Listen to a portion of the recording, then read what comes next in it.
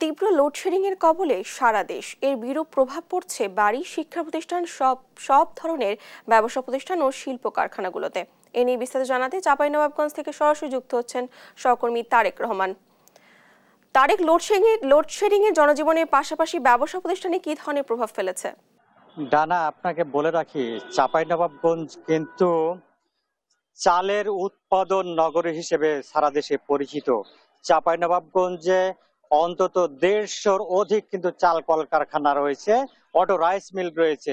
সেগুলো কিন্তু একবারে বিদ্যুতের অভাবে উৎপাদন থমকে গেছে।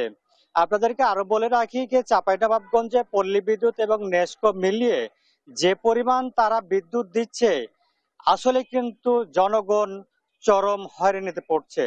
জনগণ কিন্তু তাদের চাহিদা মতো বিদ্যুৎ তারা পাচ্ছে না।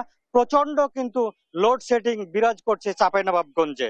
আপনাদেরকে আমি একটু জানিয়ে রাখি ডানা, চাঁপাইনবাবগঞ্জ পল্লী বিদ্যুৎ সমিতির জেনারেল ম্যানেজার ছান্নার হোসেন আমাকে জানিয়েছেন প্রায় 3,46,000 গ্রাহক রয়েছে পল্লী বিদ্যুতের। সেখানে চাহিদার সরবরাহ একেবারে কম। পল্লী বিদ্যুতের আওতাধীন সঞ্চালন লাইনে 40% লোডশেডিং চলছে। তিনি বিদ্যুৎ পরিস্থিতির বিষয়ে উন্নয়নের কোনো তথ্য আমাদেরকে দিতে পারেননি। এদিকে চাঁপাইনবাবগঞ্জ নেসকোর সূত্রে আমাদেরকে যে বিষয়টি জানিয়েছেন, চাঁপাইনবাবগঞ্জে যে বিদ্যুতের চাহিদা রয়েছে প্রায় 33 মেগাওয়াট, কিন্তু পাওয়া যাচ্ছে মাত্র 20 থেকে 22 মেগাওয়াট। চাহিদার পরিমাণে একেবারে নগণ্য বিদ্যুৎ হয়, তারা কিন্তু জনগণের চাহিদা মতো তারা বিদ্যুৎ সরবরাহ দিতে পারছে না। সকাল থেকে আমি শিবগঞ্জ, চাঁপাইনবাবগঞ্জ, নাচল, গোমস্তাপুর, ভোলাহাট বিভিন্ন এলাকার বেশ কিছু মানুষের সাথে কথা বলেছিলাম। তারা আমাদেরকে জানিয়েছেন এই যে ভয়াবহ লোডশেডিং এর কারণে কিন্তু তারা প্রচন্ড গরমে রাতের বেলাতে তারা কিন্তু নির্ঘুম রাত পার করছে, তারা কিন্তু ঘুমাতে পারছে না। অসংখ্য মানুষ কিন্তু এই বিদ্যুৎ নিয়ে কিন্তু সরকারের সমালোচনা করছে। যারা কিন্তু এই যে বিদ্যুতের নামে লাখ লাখ কোটি টাকা যারা পাচার করেছে, তাদেরকে তারা কিন্তু এই আইনের আওতায় আনার কিন্তু জোর দাবি জানাচ্ছেন। এছাড়া বর্তমান যে উপদেষ্টা পরিষদ আছে, এই উপদেষ্টা পরিষদ যেন দ্রুত এই বিদ্যুৎ ঘাটতি মেটাতে যেন পদক্ষেপ গ্রহণ করে, সেই বিষয়টিতে তারা কিন্তু জোর দেওয়ার কিন্তু দাবি জানিয়েছেন। আপনাদেরকে বলে রাখি, এই প্রচন্ড গরমের কারণে কিন্তু নানা রোগ বালাই দেখা দিয়েছে। বিশেষ করে শিশু এবং বৃদ্ধরা নানা রোগে আক্রান্ত হচ্ছে। আমরা চাঁপাইনবাবগঞ্জে শিল্পাঞ্চল রয়েছে, সেই শিল্পাঞ্চলের যিনি কর্মকর্তা রয়েছেন তার সাথে কথা বলেছিলাম। এই শিল্পাঞ্চলে কিন্তু একেবারে স্থবিরতা বিরাজ করছে। লোডশেডিং একদিকে ভয়াবহ, অন্যদিকে প্রচন্ড গরম। এই দুয়ে মিলে কিন্তু মানুষের একরকম নাস্তা নাবুদ অবস্থা। তারা কিন্তু কোন রকম কাজকর্ম স্বাভাবিকভাবে করতে পারছে না। আপনাদের বলে রাখি যে সবচেয়ে বেশি কষ্ট হচ্ছে বাসা বাড়ির যে গৃহিণী আছে, তারা কিন্তু সবচেয়ে এই গরমের মধ্যে আরো কষ্ট তাদেরকে পোহাতে হচ্ছে। তারাও কিন্তু একরকম বাড়ির ভিতরে বদ্ধ হয়ে মানবতার জীবন যাপন করছে। জি ডানা, এই ছিল আমার কাছে চাঁপাইনবাবগঞ্জ থেকে বিদ্যুতের সার্বিক পরিস্থিতি। তারেক, ধন্যবাদ আপনাকে। তীব্র লোডশেডিং এর কবলে সারা দেশ, এ বিষয়ে আরো জানাতে রাজবাড়ী থেকে যুক্ত হচ্ছেন সহকর্মী শফিকুল ইসলাম শামীম। শামীম, লোডশেডিং এ জনজীবনের পাশাপাশি ব্যবসা প্রতিষ্ঠানে কি ধরনের প্রভাব ফেলেছে, এ নিয়ে বিস্তারিত আমাদেরকে জানাবেন। ধন্যবাদ জানা। আপনি যেমনটি জানাছিলেন যে রাজবাড়ীতে বিদ্যুতের চিত্রটি যদি বলি, আমি প্রথমেই বলবো যে গত কয়েকদিন যাবত বিদ্যুৎ যায় আসে না। তো যাওয়ার যে নিশ্চয়তা আছে, আসার নিশ্চয়তা নাই। তো আমি একটু রাজবাড়ী জেলার গোয়ালন্দ যে বিদ্যুৎ জোনটা রয়েছে, ওই zone power distribution company limited, আমি এখানে একটু রয়েছি।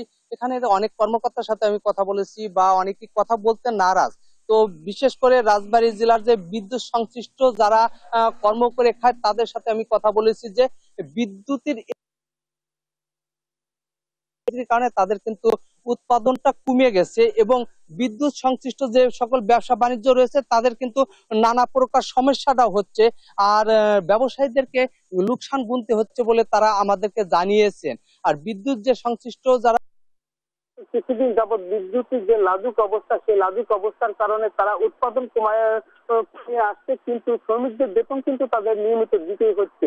আর শ্রমিকদের বেতন দিতে গিয়ে কিন্তু তাদের উৎপাদনটা কিন্তু সেই রকম পাচ্ছে না, আর উৎপাদন না পাওয়ার কারণে তাদেরকে লোকসানের গুনতে হচ্ছে বলে তারা জানিয়েছেন। আরেকটি বিষয়, যে ছোটখাটো যে ব্যবসায়ী রয়েছে তারাও কিন্তু একটি যিনি জানিয়েছেন যে বিদ্যুতের সাথে সবকিছু কিন্তু তাদের ব্যবসায় সবকিছু জড়িত রয়েছে। তো বিদ্যুতের লোডশেডিং এর কারণে তাদেরকে প্রতিনিয়তই কিন্তু দুর্ভোগে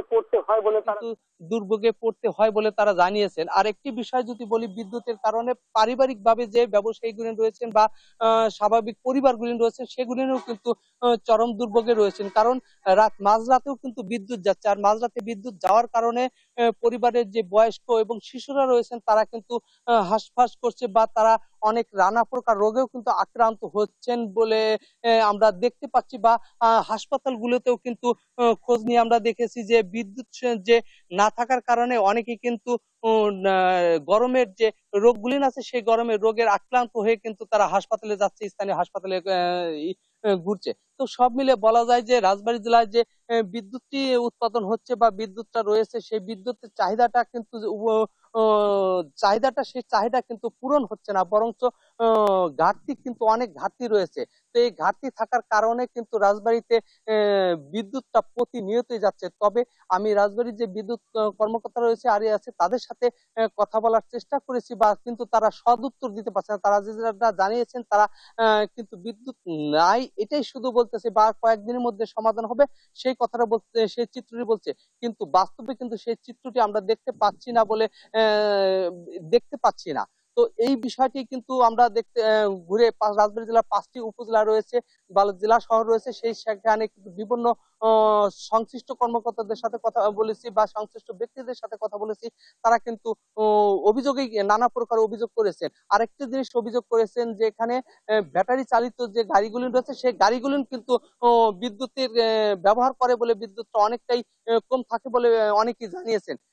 তো সব মিলে বলা যায় যে রাজবাড়ীতে যে বিদ্যুতের যে চিত্রটি রয়েছে সেই চিত্রটি থাকার কারণে বিদ্যুৎ সংশ্লিষ্ট যারা ব্যবসায়ী রয়েছেন এবং সাধারণ মানুষের নানা প্রকার দুর্ভোগ পোহাতে হচ্ছে। তো সাধারণ মানুষের দাবি যে অচিরেই যেন নতুন সরকার বিদ্যুতের ঘাটতিটা পূরণ করে, সেই দাবিটা কিন্তু সাধারণ মানুষ জানিয়েছেন। তো এই ছিল রাজবাড়ী জেলার বিদ্যুতের সর্বশেষ সংবাদ। আমি এখন চলে যাচ্ছি স্টুডিওতে। ডানা। শামীম, ধন্যবাদ আপনাকে। রাজবাড়ী থেকে যুক্ত ছিলেন আমাদের সহকর্মী।